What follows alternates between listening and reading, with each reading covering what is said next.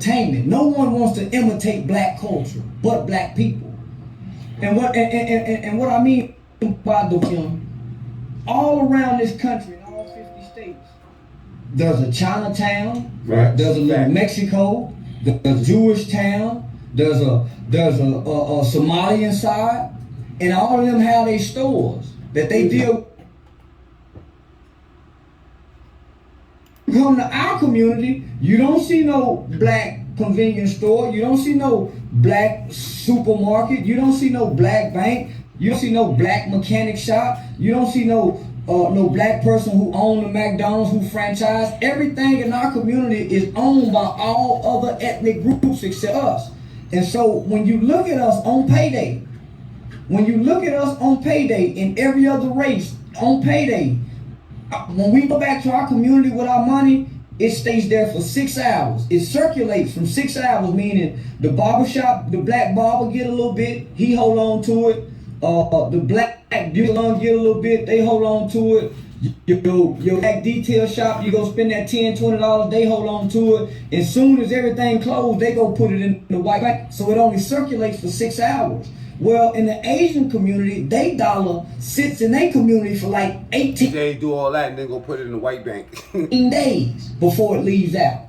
So they done make their money off there. They done bounced around 18 times. When you look at the white community, they'll bounce around for like 12 days. The Mexican like 18 days. So when you look at the communities, but it's our mindset. That's ill. That's ill. That's real, but that's true. 6 hours and that's a dub. You know what I'm saying? And other ethnic groups, 12 days, 18 days. You know what I'm saying? That beats a couple of hours. We are consumers. Yeah, we're not builders. We're not producers. We're We're consumers. Right. And so we pass that down to our children. And as long as we keep being consumers don't unite. Consumers are selfish people because they want to consume for self, right? They're not thinking about the consumer. So what to say, man, when these taxes come in, I'm for the stun on these niggas. I'm for the shine on these niggas. Now, what do you say? I'm for the man, I'm for the come down on these niggas. Consumers compete with other consumers. We don't be builders help other builders because they understand and they relate to building. Consumers just take. So that's why when we get broke in our neighborhood, we start taking. True. I agree with you. That's real. That's real. Agree with you. That's real, man. And the thing as far as being a consumer, I don't want to just put it on them as if that's just their way of life. That's all they've been taught. That's all they know.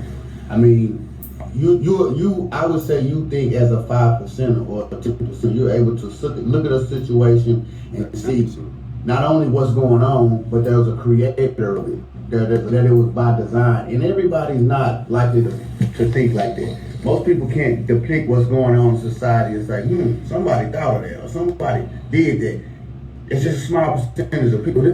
And when you're trying to awake the people, that's showing them what they're doing, and hey, you're fitting in a part of this system that's holding us back. You know what I mean? That's the more importance of it to me, because you can't expect brothers to think like you. I don't expect nobody to think like me. My only job is to just throw it out there. Yeah, you're right. I ain't trying to wake nobody up. Well, I will try to wake somebody up, but I'm gonna tell y'all what woke me up. When I was 18 years old, I was in college, and in college, you try to find your plus. You got whites over here, this to that, and I had a friend from Africa.